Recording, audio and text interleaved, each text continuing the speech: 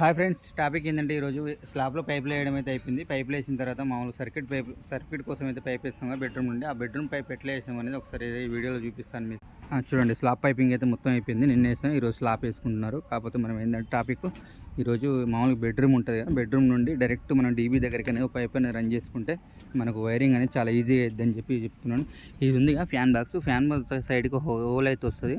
మామూలుగా కటౌట్ పెట్టి మార్కింగ్ పెట్టి ఆ దగ్గర హోల్ చేసుకొని డైరెక్ట్ పైప్ అందులో వేసేసుకొని డైరెక్ట్ డీబీ దగ్గరికి డ్రాప్ చేసుకున్నాం అనుకో. సర్క్యూట్ పైపులు ఇంకే వైర్లు కానీ ఇంకేం వైర్లు కట్టేస్తే డైరెక్ట్ ఫ్యాన్ బాక్స్లో వైర్లు కడితే ఏ సర్క్యూట్లు కావాలన్నా డైరెక్ట్ వచ్చి డీబీ దగ్గర డ్రాప్ అయితే ఫ్రెండ్స్ నేనైతే ఈ విధంగా చేసుకుంటాను. మీరు ఏ విధంగా చేస్తారో ఒకసారి కామెంట్ ద్వారా తెలియజేయండి.